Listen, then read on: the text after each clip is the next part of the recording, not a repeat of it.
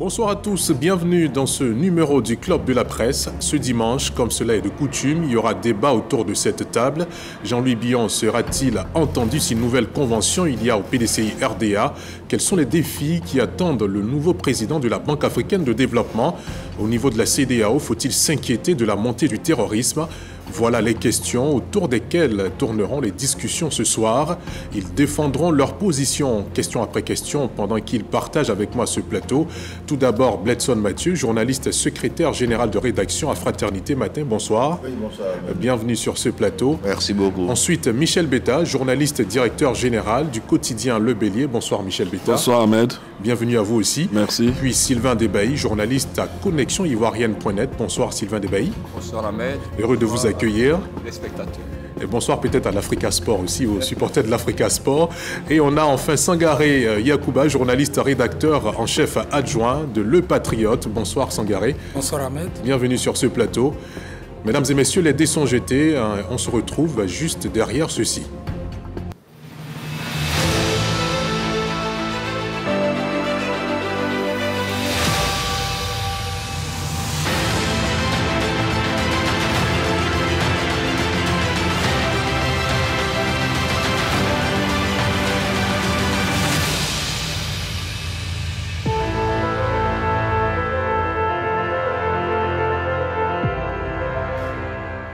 Merci de suivre le Club de la Presse. Face à la presse ce lundi 26 mai à Abidjan, Jean-Louis Billon a appelé à une nouvelle convention pour désigner un candidat du PDCI RDA à la présidentielle d'octobre 2025 avant d'annoncer une grande tournée dans les prochains jours dans tout le pays pour informer les populations et militants du parti de sa candidature. Les détails dans cet élément proposé par Siaka Kone. Dans une récente déclaration, Jean-Louis Billon réclame une nouvelle convention pour désigner le candidat du parti. Il remet une fois de plus en question la candidature de Tidiane Thiam à la présidentielle d'octobre 2025. Billon qui qualifie cette démarche de démocratique. Une prise de position de celui qui a refusé de participer aux différentes échéances organisées par le PDCI RDA. D'un côté, les caciques du parti considèrent Tidiane Thiam comme le candidat naturel, fort de son droit international et son parcours prestigieux. En face, la fronde conduite par Jean-Louis Billon et Valérie Apo, qui estiment que le parti ne peut se permettre un choix qui aurait été imposé par le sommet du parti, au risque d'accentuer les tensions internes. Le PDCI n'envisage aucun plan B face à la candidature de Tidiane Thiam, tandis que Billon et ses partisans prétendent éviter la politique de la chaise vide au plus vieux parti de Côte d'Ivoire, la présidentielle qui approche. L'intérêt du PDCI RDA se joue-t-il entre l'indignation de la direction et la détermination de la fronde? Du Club de la Presse, Jean-Louis Billon pourrait-il être l'homme providentiel du PDCI RDA, principale formation d'opposition privée de candidats à 5 mois de l'élection présidentielle? Messieurs, je commence par Bledson Mathieu. Non, je ne pense pas que Billon puisse être la pièce de rechange du PDCI. Non pas qu'il n'a pas les qualités, hein, mais c'est que je pense qu'il y a une sorte de discours de sourd entre le PDCI et lui. Si les gens du PDCI ont laissé Billon, qui est avec eux ici, qui est un élu du parti, pour aller chercher Thiam, parce qu'ils ne trouvent pas en Billon quelqu'un qui peut leur permettre de développer les idéaux du parti, d'être sur le terrain. Billon voit le PDCI comme un parti qui n'a pas de, qui est à la recherche d'un leader. Les gens du PDCI le voient comme un avare. Il n'a qu'à comprendre ça. C'est-à-dire que son problème, c'est ça. Les gens le voient comme un avare, comme quelqu'un qui ne peut pas mettre sa fortune à la disposition du parti pour tourner. Et jusqu'à aujourd'hui, quand il parle, les gens ne l'écoutent pas. À la dernière convention, M. Sokour, qui était l'occasion, la meilleure occasion pour quelqu'un qui veut briguer la candidature du parti, c'était l'occasion d'être là-bas. Sauf que s'il partait, il devrait payer le transport autour des gens, il devrait discuter avec les gens, leur donner de l'argent. Il n'est pas parti. Donc, lui, son problème, c'est l'équation entre son ambition politique et sa poche. Pour lui, il ne sait pas trop pour quelle raison il met sa fortune de côté pour parler politique avec les idéaux. Les gens ne l'écoutent pas parce qu'il n'est pas le plus, peut-être le plus formé politiquement au PDCI, à qui on n'a pas donné le parti. Tu as le maître Blessy, tu as le porte-parole du PDCI qui est Soumaïla, qui sont des gens vraiment qui ont passé toute leur vie à l'intérieur du parti et qui ont beaucoup d'énergie et qui maîtrisent le parti, sauf qu'ils n'ont pas d'argent. Donc, quand on les laisse, on cherche quelqu'un de ça, d'abord pour une question de portefeuille. Est-ce que tu as le budget nécessaire pour faire tourner le parti? Aujourd'hui, s'il vraiment il n'est pas encore tard, il n'a pas fait les conférences pour dire je veux être le candidat du PDCI. Il descend, il rencontre les sections, les bases, vous avez besoin de quoi pour aller sur le terrain. Il leur donne, c'est fini, le problème est réglé. D'accord. Michel Betta, est-ce que vous partagez son avis? Non, je ne pense pas qu'un parti se gère avec la fortune d'un individu. Non, loin s'en faut. Pour moi, la question de Bion est ailleurs. Est ailleurs en ce sens que depuis, moi-même, je me suis demandé, mais la convention, c'est pourquoi? Parce que le PDCI a déjà tenu une convention, donc la question même ne se pose pas. Le PDCI a tenu une convention au cours de laquelle ils ont désigné un candidat. Pour eux, c'est Tidjane Thiam. Bion tient pour argument que Tidjane Thiam n'est toujours pas éligible. J'en viens. Voyez-vous, moi, c'est pourquoi je dis, quand j'ai écouté la conférence de presse de Bion, la première réflexion, j'ai eu plus d'interrogations que de réponses. Voilà, pourquoi. Voilà, j'en viens. Voilà quelqu'un qui dit vouloir être le candidat du PDCI. Et depuis, quand Tidjane Thiam a pris la présidence du parti, il lui a proposé d'être secrétaire exécutif. Il a refusé. Donc il s'est mis en marge de toutes les activités. Il a traité le président du parti d'être hors sol. Il a allé plus loin, il dit que les sages du parti ne sont pas sages. Il dit encore que tous ceux qui sont de la direction sont des repéros. Et tu penses que cette machine-là va se mettre à ta disposition? Parce que quand on dit un parti, d'abord c'est sa direction. C'est sa direction qui oriente la politique que les bases vont mener. Donc si tout cela, tu t'es mis à dos ces individus-là et tu penses que ceux-là vont t'accompagner. Souvent les gens font un amalgame ils prennent par exemple le Sénégal. On dit non, quand Sonko était dans les problèmes, il a pris Diomaye. Mais Diomaye a combattu avec lui. A combattu quand on poursuivait Sonko, il était avec Sonko. Mais quand on est en train de poursuivre Thiam et que toi tu prends le couteau aussi et puis tu ajoutes les flèches, mais demain il ne te suivra pas. Même si tu dis, écoute, je suis une pièce de recherche, il dit non, pas toi, parce que toi il sait que tu vas me trahir. Donc bref, pour dire que les militants du PDCI ont choisi, ils ont choisi déjà leur candidat. Pendant la convention, ils ont choisi Thiam. Si Bion veut être candidat à la présidence de la République, je crois que le meilleur pari pour lui, ce serait d'aller vers les masses des Ivoiriens pour être candidat indépendant. Il ne peut pas être le candidat du PDCI quand le PDCI a déjà choisi. Ça ne peut pas changer. Je suis désolé, mais je dis souvent aux gens, je dis, mais voilà quelqu'un qui, jusqu'à aujourd'hui, n'a même pas pu décrocher les bases de Thiam. Ils ont fait les élections éclatées. Je sais, le PDCI est le seul parti en Côte d'Ivoire qui a montré une volonté démocratique dans sa démarche. Ils ont fait les élections éclatées. Les élections éclatées, ça veut dire quoi? Ça veut dire que tu es chez toi, dans ta région là-bas, tu peux t'opposer, tu peux voter quelqu'un d'autre. Mais toutes ces élections éclatées là ont permis à chaque base de s'exprimer en faveur de Thiam. Donc, c'est dit que le leadership de Bion aujourd'hui, je veux dire, ça tient de quoi? Il n'a pas une organisation, il n'a pas un soutien organique, c'est-à-dire les organes du parti. Aucun n'est avec lui. Au sein du secrétaire exécutif, au sein du bureau politique, lorsque les réunions se font, il n'y a même pas une voix discordante en faveur de Bion. Mais il prend cette machine du PDCI là, où il veut la prendre pour aller combattre. Je pense que Bion, aujourd'hui, le PDCI a montré que vis-à-vis de Bion, ils ont tourné le dos à Bion et qu'ils ont choisi un candidat qui peut-être, moi je me suis dit, on a voulu l'ostracier. On lui a prêté toutes les flèches possibles. Je parle de Thiam. Mais aujourd'hui, il se détermine comme le candidat qui donne l'espoir au PDCI d'arriver au pouvoir, au-delà du PDCI même. C'est-à-dire sa méthodologique, je dis stratégie, a permis qu'aujourd'hui soit populaire. On a vu son discours hier. Vous avez, même absent, déjà symboliquement, il marque les esprits. Ça vous dit que le PDCI a un candidat et je pense qu'il serait bon pour tous ceux qui veulent travailler pour le PDCI, d'aider ce candidat-là à pouvoir accéder à la magistrature suprême en faisant en sorte que, comme il a dit, la révision de la liste électorale puisse se faire avant les élections et que, en plus, le processus électoral soit moins vicié comme il est actuellement. Sylvain Debailly, est-ce que la démarche de Jean-Louis Bion dans ce sens-là tient la route? Elle est obscure.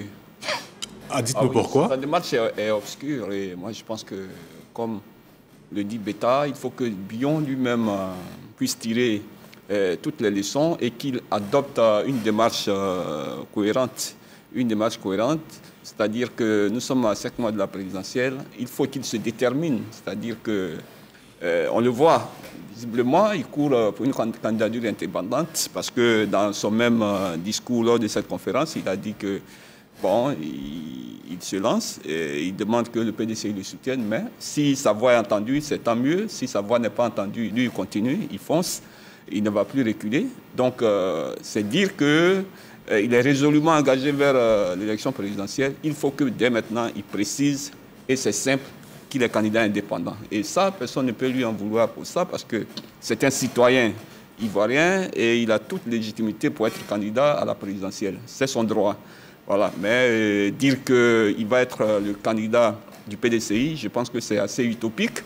C'est comme s'il demandait à tous ces barons, à tous ces hauts cadres du PDCI de se renier, de renier leur choix qu'ils ont porté sur Tidjane Thiam, malgré tout ce qui se passe.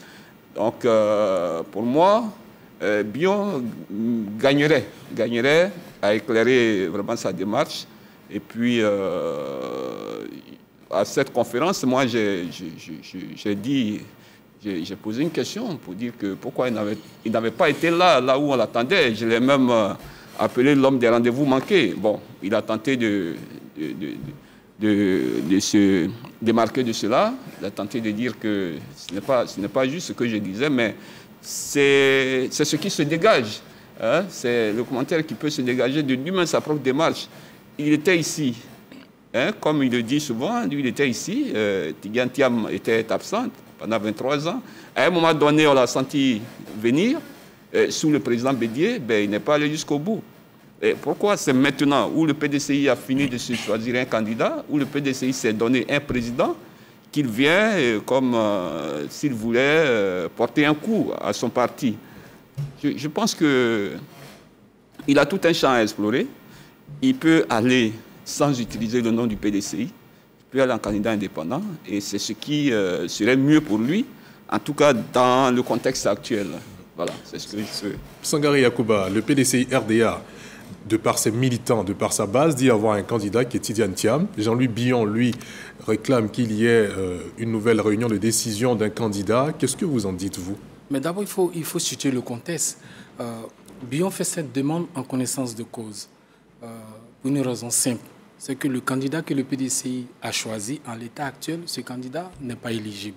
Donc le PDCI s'est choisi, à la limite, si on peut le dire, un candidat virtuel, quelqu'un qui ne pourra pas défendre à l'état actuel des choses, ses couleurs pendant la présidentielle. Donc c'est quoi? Est-ce que le PDCI est-il dans le vrai dans cette posture-là? Ou bien le PDCI s'y ment en lui-même? Vous choisissez un candidat qui, en l'état actuel, ne peut pas compétir, si je peux m'exprimer ainsi.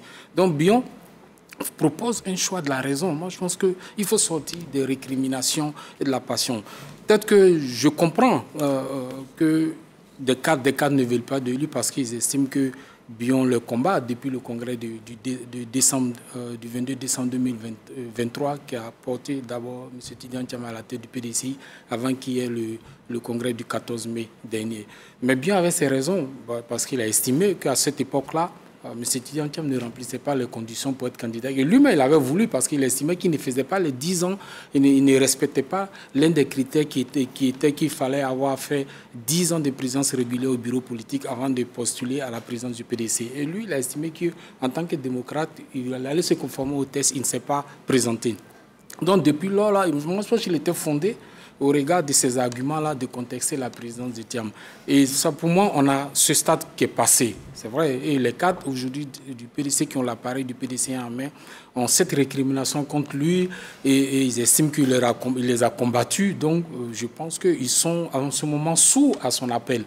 Mais aujourd'hui, on est face à une situation réelle et c'est là que je pense qu'il faut analyser sa sortie froidement, sans passion, sans récrimination. Il sort à un moment où on est quasiment à moins de 5 mois de l'élection présidentielle. La liste électorale définitive va sortir autour du 20 juin. Et on va attaquer les parrainages. Et là, la situation réelle sur le terrain, c'est que malgré les meetings qui se font, les déclarations qui se font ici et là, le PDCI n'a pas, le candidat qui a été choisi là ne pourra pas aller à l'élection présidentielle. Est-ce que le parti doit-il prendre le risque de rester dans cette posture-là jusqu'au boutiste avec le danger entre griffes de ne pas avoir des candidats à l'élection présidentielle? Donc, bien en tant que militant et cadre du PDCI, pose la réflexion. Il s'est dit, bon, moi, j'estime que on est dans une situation où on a choisi quelqu'un qui ne peut pas, il faut qu'on aille au candidat, il faut qu'on a une convention. Bion ne dit pas qu'il veut récupérer l'appareil du PDCI, il n'a pas dit ça.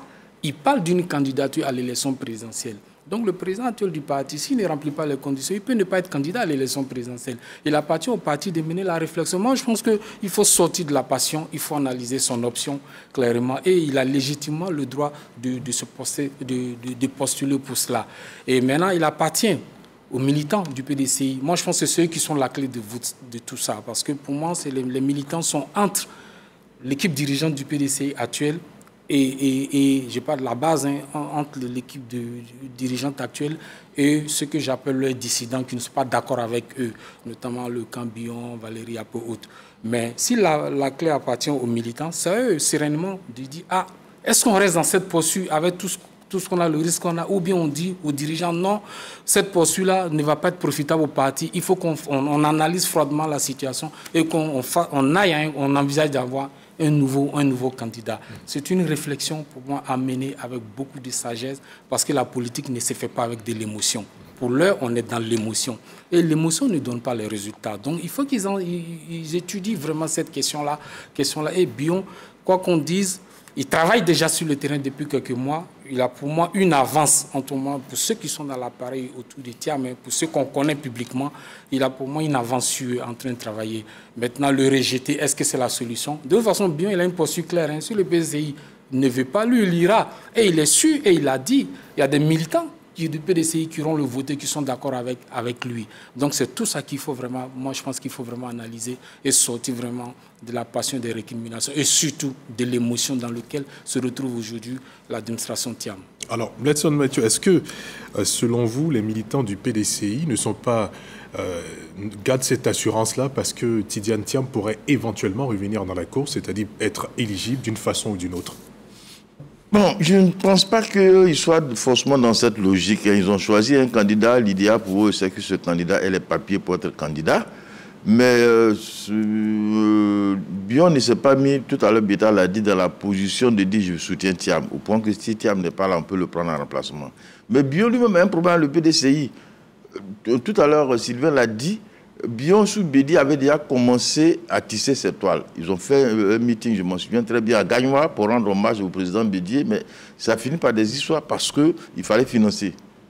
Le problème que Bion a avec le PDCI, c'est son argent. Ce n'est pas sa conviction. Les gens ne doutent pas de lui. Même aujourd'hui, quand il parle, il n'a pas de nom à ce stade. Hein. Ce n'est pas Bion qui doit faire une conférence de presse pour dire nous, PDCI, on n'a qu'à changer de candidat. Ce sont des gens qu'il a conquis.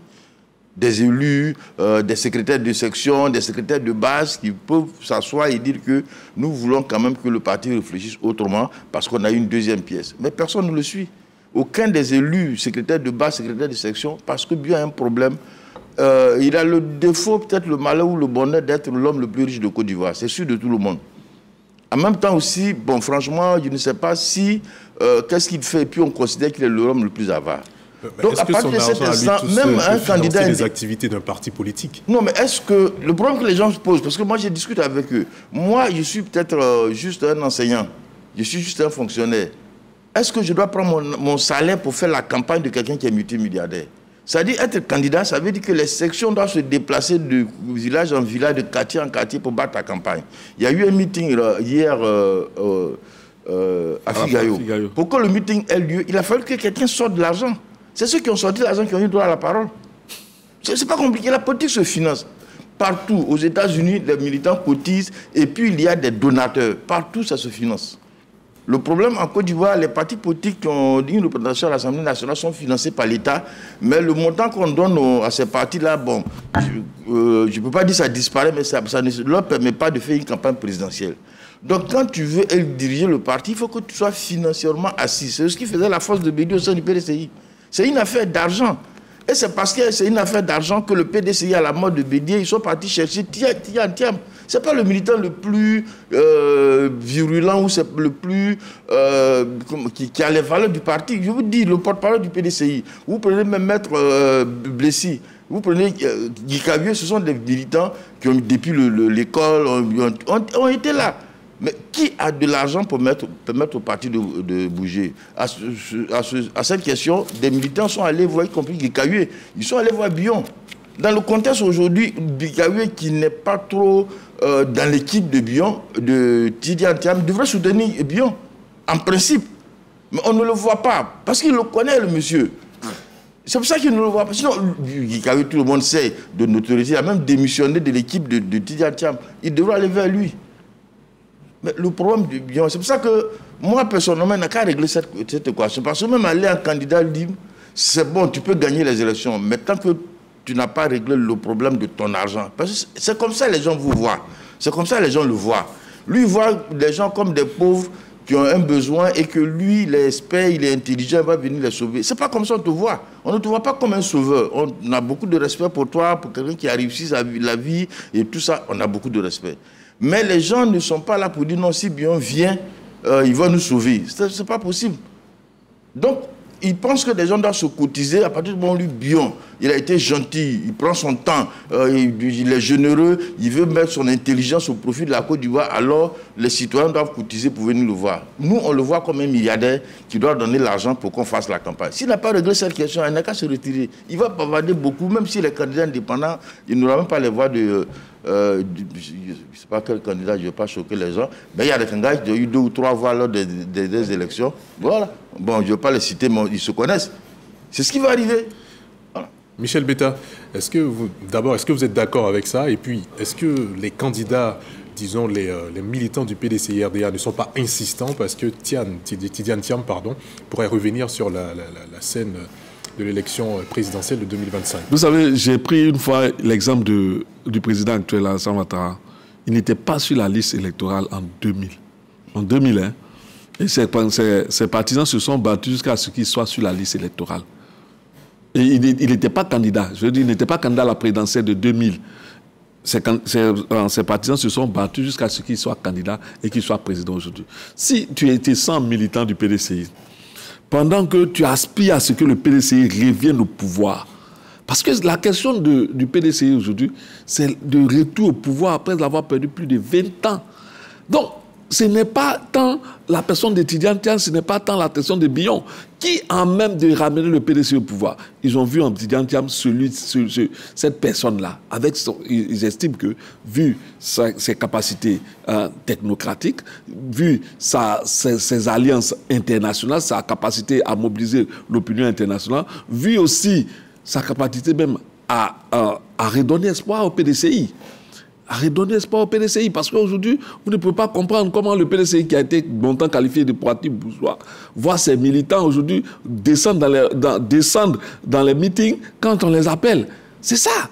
C'est une nouvelle dynamique qui est née au PDCI. Donc, quand ils ont vu ça, ils se disent non, avec Tidiane Thiam, on est sûr d'être au pouvoir. Ce n'est pas d'aller faire la compétition seulement avec le président actuel, mais c'est de faire la compétition pour gagner.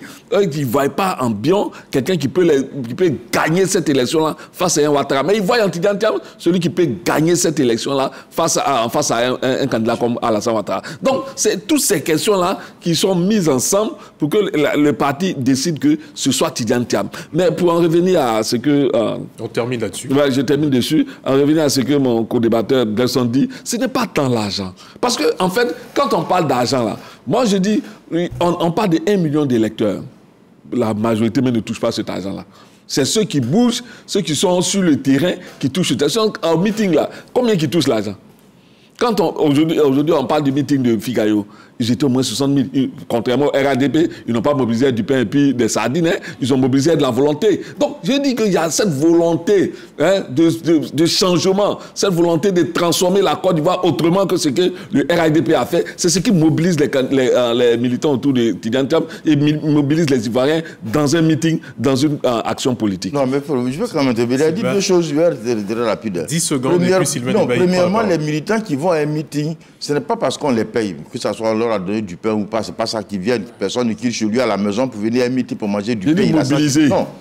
Non. Mais ça se voit. Je ne peux pas dire que ta mobilisation... Non, c'est la première des choses.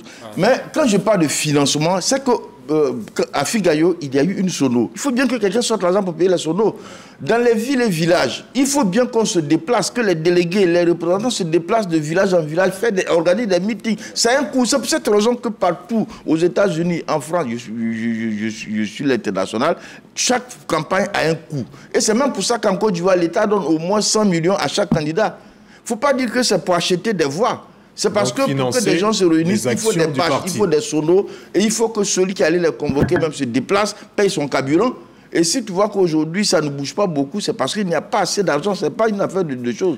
Et puis, à l'aide de penser que les militants du RHDP, quand ils viennent, on les paye. Non, je n'ai pas dit on les paye, je dis on les mobilise. Mais ça s'est vu quand même. Voilà. On va permettre à Sylvain Debailly de réagir. Je dis ce que tu vois quand même, il ne faut pas nier ce que tu vois. Non, mais c'est toi qui ne vois pas. Les gens sont volontaires, non. Il ne faut pas dire que vous refusez de voir. Monsieur, vous avez eu votre temps d'intervention. On va permettre. Je n'ai pas dit ça, je dis la mobilisation. Je n'ai pas dit de mobilisation. Je n'ai pas dit corrompu. Michel Betta, Sylvain Debailly, est-ce que... Moi, je crois que le sujet n'est pas... Le débat n'est pas là. Le débat n'est pas là. Si nous voulons revenir sur la question Bion, je pense que sa sortie est, à mon avis, une nouvelle ligne de fragilisation du PDCI après la ligne Valérie Yapo. C'est ce que je peux dire, parce que ce n'est pas maintenant où on parle de 5 mois de la présidentielle que Bion va sortir pour dire qu'il est le candidat idéal du PDCI. Ça n'est pas possible, pour les raisons que les confrères ont expliquées ici. Et puis, il avait quand même... C'est pour ça que, quelque part, je suis d'accord avec Bledson. Les gens, dans l'imaginaire populaire, Bion, c'est un homme assez aisé, riche, puisqu'il est le premier employeur dans le privé en Côte d'Ivoire. Donc, quand il est dans l'arène politique, on se dit que voici quelqu'un sur qui nous pouvons compter, parce que le moment venu, il pourra user de son argent pour influencer, parce que c'est cela aussi. Il a laissé toute la place à M. Thiam de convaincre les barons du PDCI. Il a laissé toute la place à M. Thiam de prendre les devants, alors même qu'il n'était pas là. Aujourd'hui encore, Thiam n'est pas là, mais tout le PDCI reste soudé derrière Tidjane Thiam. C'est ça aussi la différence. Il aurait dû préparer ce rendez-vous, mais j'ai l'impression qu'il ne l'a pas préparé. Quand bien même il agitait quelquefois l'arène politique, mais j'ai l'impression qu'il n'a pas préparé ce rendez-vous. Il a plutôt laissé faire. Et c'est aujourd'hui, moi je suis surpris que nos amis proches du pouvoir, après avoir soutenu la posture de Valérie Yapo, trouvent un Bion un nouveau champion qui va peut-être déstabiliser le PDCI. Non, mais il ne peut pas y arriver. Il ne peut pas y arriver parce que aujourd'hui, on ne peut pas penser que ce que Bion fait est bien. Eh bien, si c'est à ce niveau, nous allons suivre ce qui va se passer au RHDP très bientôt. Il y a un candidat qui est annoncé contre Alassane Ouattara, qui est M. Miambli. Nous allons voir quand M. Miambli sera battu lors du Congrès. S'il maintient sa candidature pour la présidentielle, nous allons venir faire le bilan. Si cela est bon, bien si cela n'est pas bon. Merci Sylvain Debailly.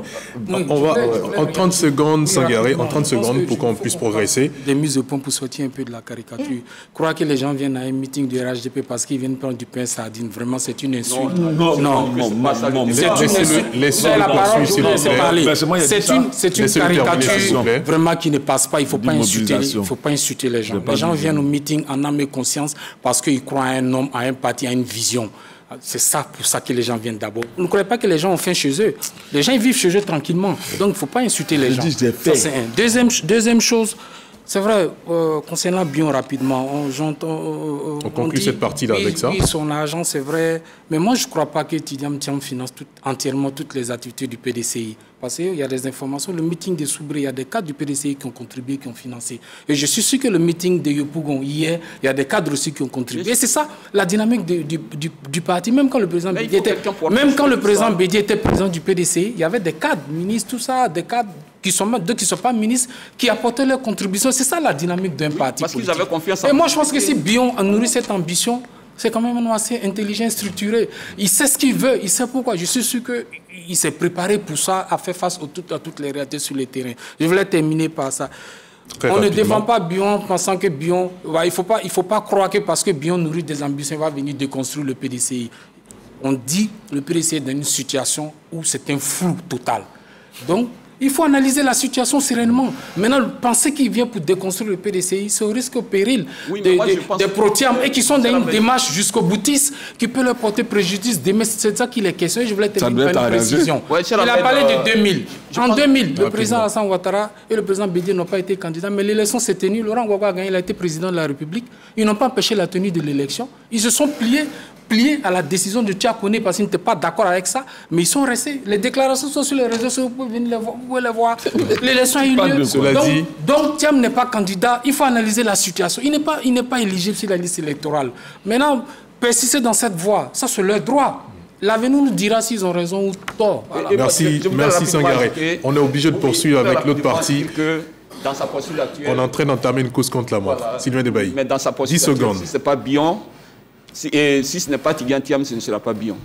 On a bien compris. Alors, notre partie de cette émission nous dit que Sidi Ould Tah est le nouveau président de la Banque africaine de développement. Il a été élu avec une écrasante majorité. Le Mauritanien l'a emporté face aux 4 autres candidats.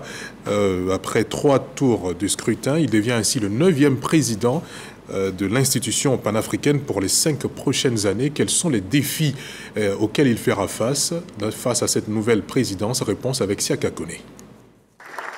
Le nouveau président de la Banque africaine de développement, Sidi Ould Tah, prend fonction en septembre prochain à Abidjan, en Côte d'Ivoire. Il succède à Akinwumi Adesina pour un mandat de 5 ans renouvelable. Le nouveau président hérite d'une institution qui joue un rôle crucial dans le développement économique et social de l'Afrique. Cependant, plusieurs défis majeurs l'attendent. D'abord, le changement climatique. Le nouveau président devra mettre en œuvre des stratégies d'adaptation et d'atténuation tout en soutenant des projets d'énergie renouvelable pour aider les pays à faire face aux effets des changements climatiques. Ensuite, la sécurité alimentaire. Le président devra travailler à renforcer les systèmes agricoles, promouvoir l'agriculture durable et améliorer la résilience des chaînes d'approvisionnement. L'autre défi majeur concerne les infrastructures. Le nouveau président devra mobiliser des financements pour des projets d'infrastructures de base essentiels afin de soutenir la croissance et le développement. L'intégration régionale est également un enjeu clé. La promotion du commerce intra-africain et la coopération entre les pays est essentielle pour stimuler la croissance économique. Le nouveau locataire de la Banque africaine de développement devra encourager les initiatives favorisant l'harmonisation des politiques et le développement des corridors économiques. Le financement du développement représente un autre défi. Avec des impacts économiques persistants de la pandémie de Covid-19, le président devra explorer de nouvelles sources de financement, y compris des partenariats avec le secteur privé et d'autres institutions financières, pour soutenir les projets de développement. La technologie et l'innovation sont également des domaines à développer. L'Afrique doit tirer parti des technologies numériques pour améliorer les services et les infrastructures. Le président devra encourager l'innovation et l'adoption de solutions technologiques pour répondre aux besoins croissants de la population. Messieurs, avec Akinwumi Adesina, l'ancien président, on a eu droit au High Five, les 5 priorités de la Banque africaine de développement. Avec Ould Sidi, quelle sera selon vous la priorité des priorités de son mandat? Letson Mathieu. La première priorité, c'est retrouver qui va remplacer les États-Unis dans le financement de la BAD. Ça, c'est la toute première priorité. Je pense même que c'est ça qui a pesé lourd sur son choix, d'autant plus que c'est quelqu'un qui a dirigé la Banque arabe de développement. C'est la première priorité parce que la BAD va être amputée de la plus généreuse des dons. Le président Trump. Hein? C'est pas un don. C'est pas un don. De la plus grosse aide. Non. Voilà. Oui, c'est pas un nom, mais pour prêter de l'argent, il faut l'avoir. Il faut avoir cette liquidité-là. Et la BAD, aujourd'hui, est handicapée, normalement handicapée. Il faut absolument trouver cet argent, d'autant plus que à la base, quand on crée la BAD, c'est pour aider au développement, et le développement se limitait aux infrastructures, aux écoles. En Côte d'Ivoire, les écoles basses sont très célèbres, et puis aux dispensaires. Aujourd'hui, les enjeux, on parle de changement climatique, il faut lutter contre, ça n'existait pas par le passé. Aujourd'hui, on parle d'énergie renouvelable. Et même les enfants que la BAD a permis de scolariser sont en âge de trouver du travail. Il faut pouvoir créer ces conditions-là. Hier, les moyens de transport en ville, c'était juste les bus. Aujourd'hui, la population a augmenté. On tend vers les métros, on tend vers les BRT. Donc, les enjeux sont plus énormes. La BAD a besoin de beaucoup plus d'argent. Et justement, au moment où il prend son pouvoir, au moment où il prend la banque, il y a un des grands bailleurs de fonds qui veut se retirer. Donc la première difficulté sera ça, je pense. D'accord. Michel Betta. Oui, moi je dis aujourd'hui, la BAD a un défi énorme, celui des peuples. Quand je l'exprime comme ça, d'abord, permettez-moi de saluer l'élection d'abord du président de la BAD que nous saluons tous. Et moi, je dis que la BAD, le premier défi, c'est les peuples. Quand je dis les peuples, je vais être plus précis. Voyez-vous, l'exemple de la Côte d'Ivoire est évocateur. Hein. On a une dette de près de 30 000 milliards. Mais quand on regarde l'impact sur les populations, on se pose des questions. Je ne dis pas forcément qu'on se pose des questions. Est-ce que les populations ont cette manne-là? Est-ce qu'on sent ça dans le vécu de la femme du marché? Est-ce qu'on sent ça dans le vécu du petit employé, du petit commerçant de rue? Voyez-vous, c'est des questions essentielles. Pourquoi je le dis?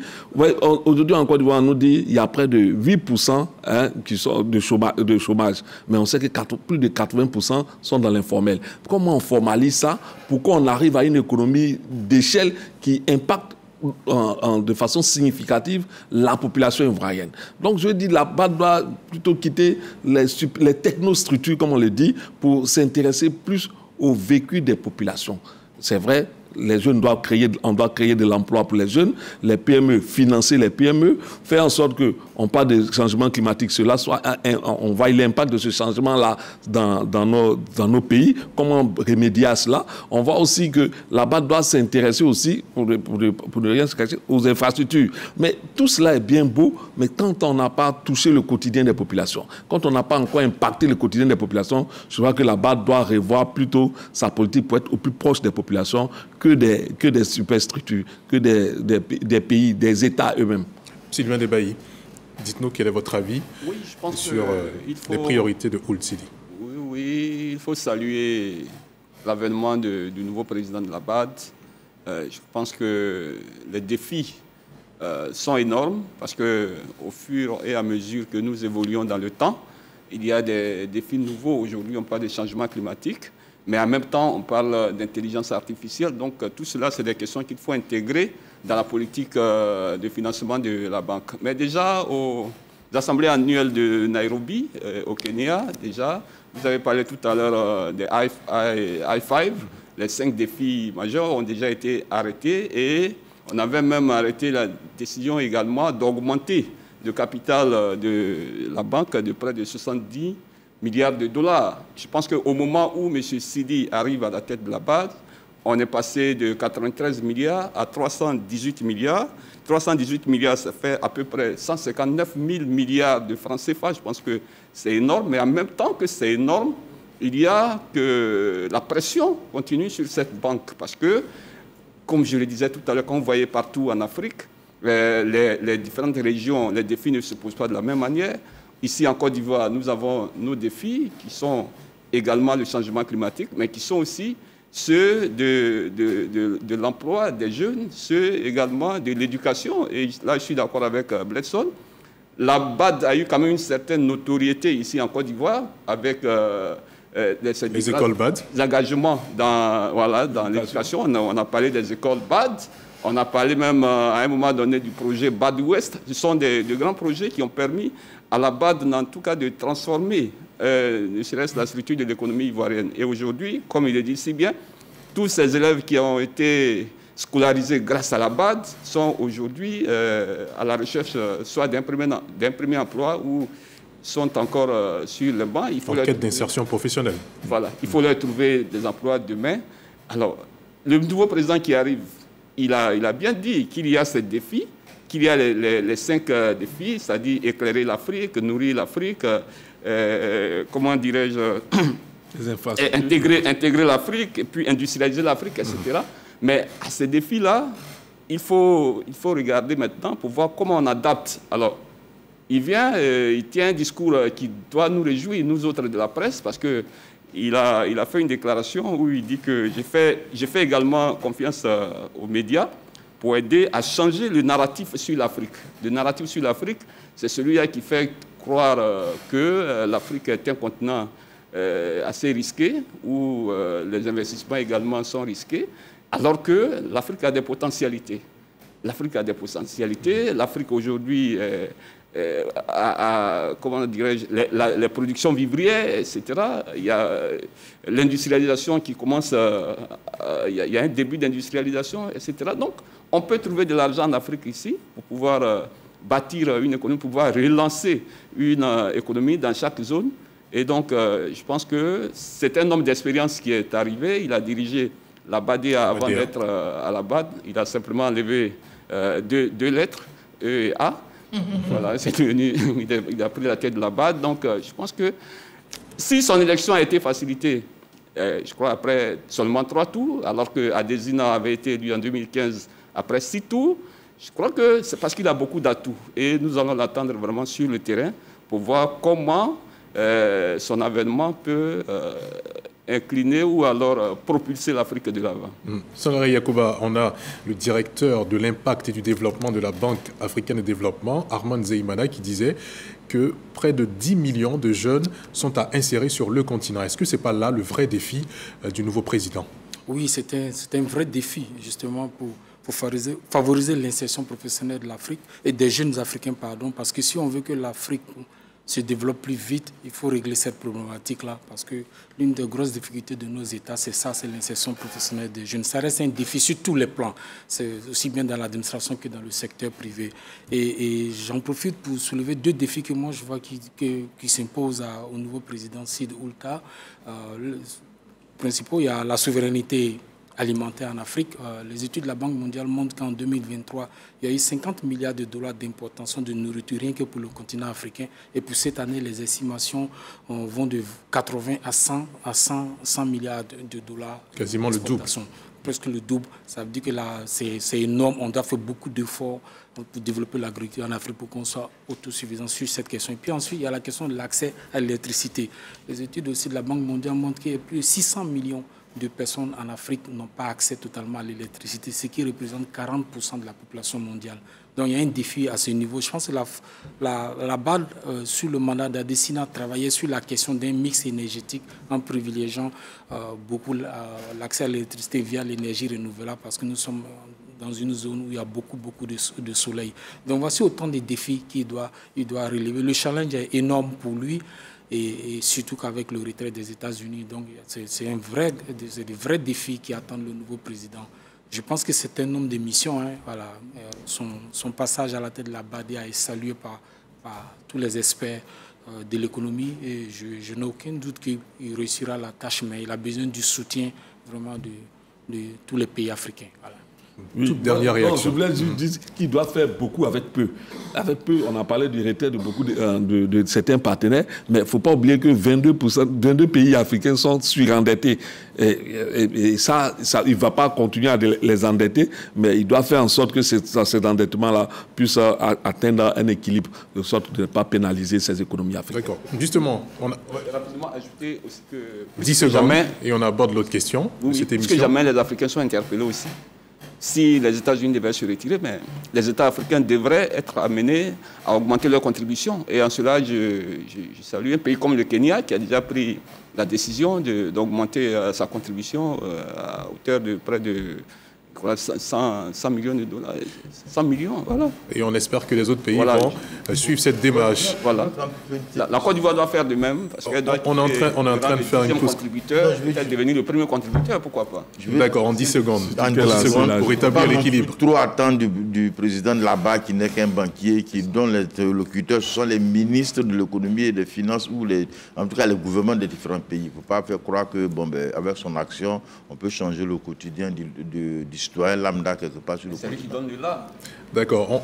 On se prononce sur une autre organisation à présent, la CEDEAO, qui vient de célébrer ses 50 ans d'existence. Et parmi les nombreux défis, il y a celui de la lutte contre le terrorisme.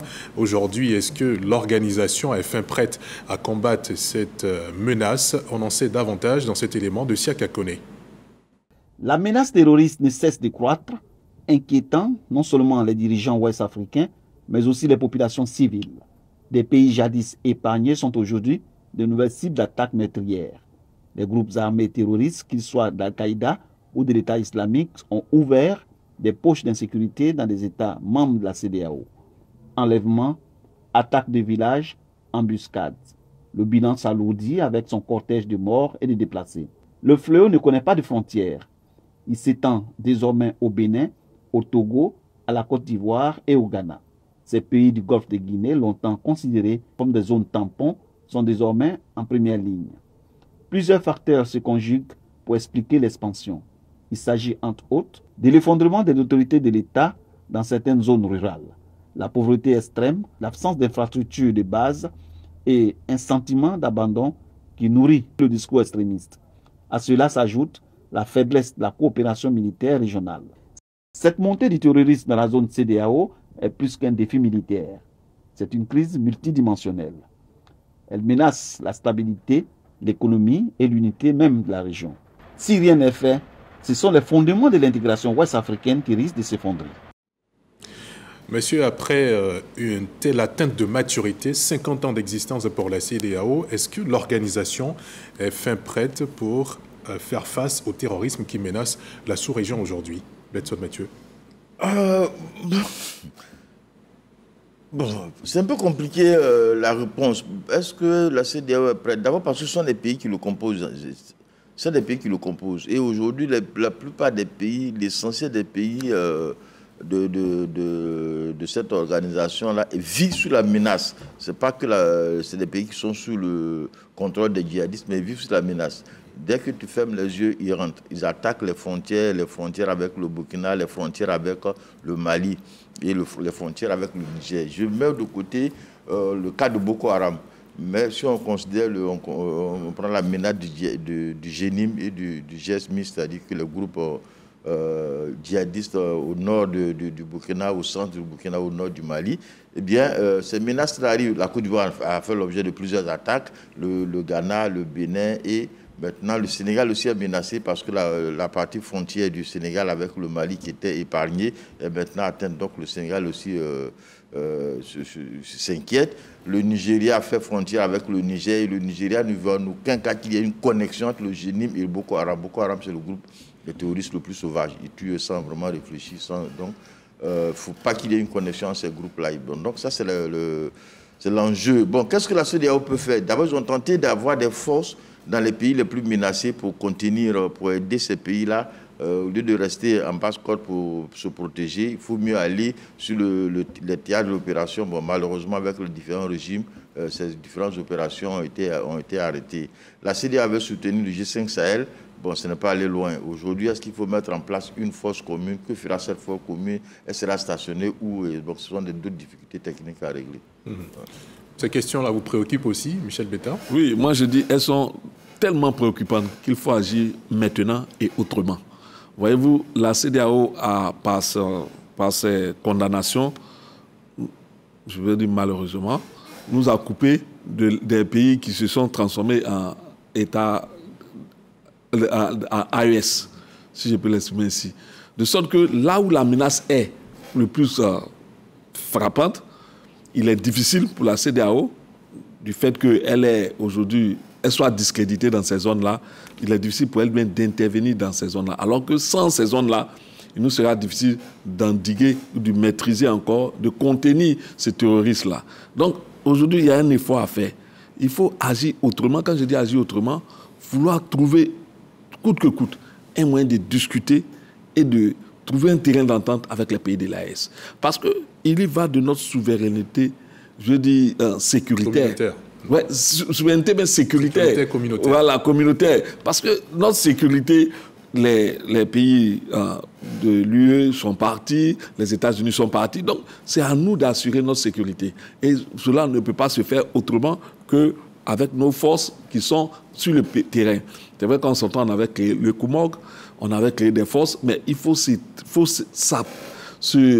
faire vite pour créer une force militaire qu'on peut envoyer sur le terrain pour aider tant soit peu à maintenir, à canaliser, à endiguer même, à contrer le terrorisme. Sinon, auquel cas, nous nous exposons tous et je ne crois pas que ce soit pour longtemps. Si on n'agit pas maintenant et autrement, on met en péril la survie de nos États qui sont déjà assez fragilisés. Sylvain Ebaï, faut-il s'inquiéter de l'avancée du terrorisme dans la communauté des États de l'Afrique de l'Ouest? Oui, justement, parce que ce sont les nouvelles menaces sécuritaires. Aujourd'hui, ce ne sont plus les guerres classiques qui menacent cette partie du monde, mais c'est le terrorisme. Qui dit terrorisme dit guerre asymétrique. Et qui dit guerre asymétrique dit moyens de dissuasion pratiquement colossaux. Et est-ce que nous avons les moyens pour contrer ces nouvelles menaces? Je crois que la question ne doit pas être traitée par chaque pays, mais doit être traitée dans un esprit communautaire, comme vous l'avez dit tout à l'heure. Et nous pensions que la CEDEAO devrait être un tremplin, devrait être donc un vivier pour traiter ce genre de questions. Malheureusement, il y a un mutisme aujourd'hui. Et ce mutisme, il est interrogateur parce que hier, la CEDEAO était virulente contre les rébellions, qui était aussi une menace sécuritaire. On ne peut pas comprendre pourquoi et comment aujourd'hui, où ces menaces qui déstabilisent même des États entiers, face à elles, la CEDEAO ne dit pratiquement plus mot. Il était question des pays du Sahel, mais là, on a vu comment la CEDEAO a quand même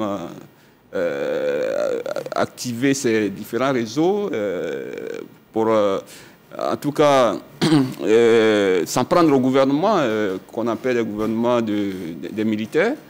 Et puis après, on n'a plus rien entendu. Aujourd'hui, on a l'impression que chaque pays gère sa sécurité. Il y a la Côte d'Ivoire avec sa frontière nord qui se débrouille comme elle peut pour se donner les moyens de contrer les incursions. Mais ça ne peut pas durer longtemps. Ça ne peut pas durer longtemps parce que ceux qui menacent les terroristes, et ils ont pour eux la détermination. Nous, on a pour nous peut-être la raison, mais ce n'est pas deux choses comparables.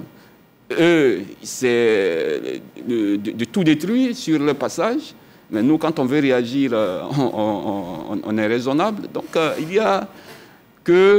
doit y avoir une certaine mutualisation au niveau de la sous-région, surtout au niveau de la CEDEAO, et elle doit repenser son système sécuritaire. Quelqu'un parlait tout à l'heure des formations comme les Comog, qui ont connu peut-être leur haut et puis leur bas, mais je pense qu'il faut revenir sur ces questions pour voir comment on lève une armée ouest-africaine exclusivement dédiée au combat contre le terrorisme. Je pense que c'est nécessaire parce que dans 5 ou 10 ans, on ne sait pas de quoi nos pays souffriront.